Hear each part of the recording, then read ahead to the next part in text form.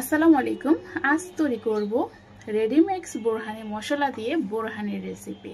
এটা একদম সহজ, আর কিভাবে তৈরি করবেন তা আমি দেখিয়ে দিচ্ছি।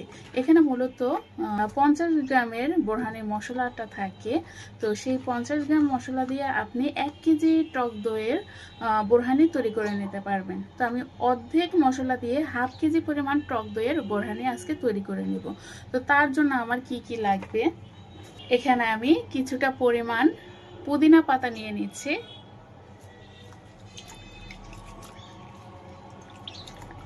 একটু ভালো করে ধুয়ে নেই।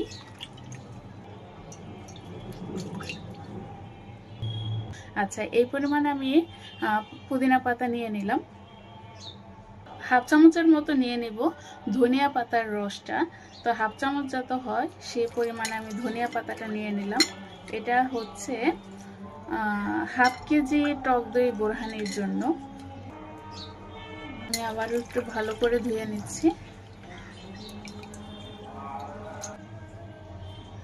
আর এখানে একটা কাঁচামরিচ আমি ধুয়ে নিচ্ছি। বাটার ভিতরে শুধু এই 3টা উপকরণই আমাদের বেটে নিতে হবে। তো আমি বেটে নিচ্ছি।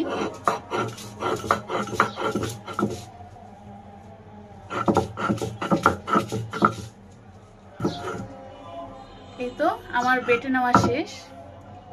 তো একটা বাটিতে আমি উঠিয়ে নিচ্ছি।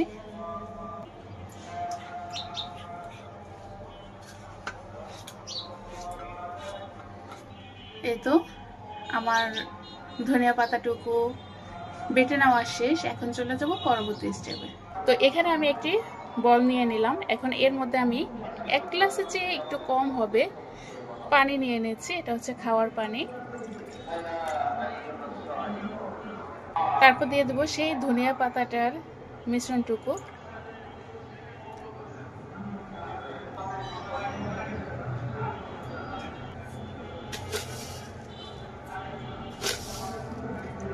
আমি 3 চামচ পরিমাণ চিনি দিয়ে দিলাম। এবার আমি বোরহানি মশলা মিক্স থেকে এই যে এই মশলাটা বের করে নিলাম, সেখান থেকে অর্ধেক পরিমাণ দিয়ে দিব। যেহেতু হাফ কেজি পরিমাণ টক দইয়ের আমি বোরহানিটা তৈরি করে নিব, তার জন্য অর্ধেক পরিমাণ দিয়ে দিচ্ছি। এখন এটা পানির সাথে ভালো করে নেড়েচেড়ে মিক্স করে নিতে হবে। এই বোরহানি মিক্স মশলায় সব ধরনের মশলা দেওয়া আছে। এটা ভালো করে মিক্স করে নিতে হবে। এখানে লবণ কোনো কিছু দেওয়ার প্রয়োজন নাই, সব কিছু মশলা দেওয়া আছে। এটা ভালো করে মিক্স করে নেওয়া হয়ে গেলে এটা ছেঁকে নিতে হবে। এখন একটা ছাঁকনির সাহায্যে আমি ছেঁকে নেব। এখানে আমি ব্লেন্ডারটা দিয়ে দিলাম। এখন ছাঁকনি দিয়ে এটা আমি ছেঁকে নিচ্ছি।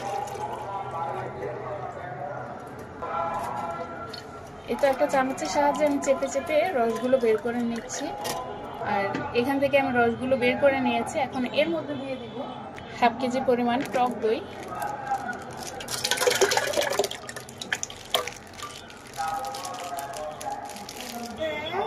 আর দিয়ে দিলাম 2 প্যাকেট টমেটো সস।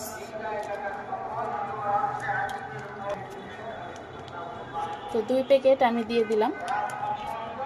এখন শুধু এটা ব্লেন্ড করে নিব আমি। তো ব্লেন্ড করে নিয়ে আসছি। ব্লেন্ডার করে নেওয়া শেষ।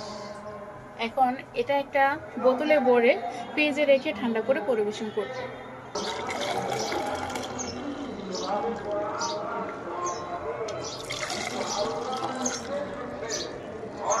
তো তৈরি হয়ে গেল মজাদার বোরহানি রেসিপি। এভাবে আপনারা রমজানে এবং সামনে ঈদ আসছে, মেহমান আপ্যায়নের জন্য এই বোরহানি রেডিমিক্সই কিন্তু যথেষ্ট। একদম ঝামেলাও কম, ঝামেলা ছাড়াই খুব সুন্দরভাবে এইভাবে বোরহানি তৈরি করে নিতে পারেন। খুবই ভালো লাগে এইভাবে। তো ট্রাই করবেন, ইনশাল্লাহ আপনাদের কাছেও ভালো লাগবে। তো ধন্যবাদ সবাইকে শুরু থেকে শেষ পর্যন্ত দেখার জন্য। সবাই ভালো থাকবেন। আল্লাহ হাফিজ।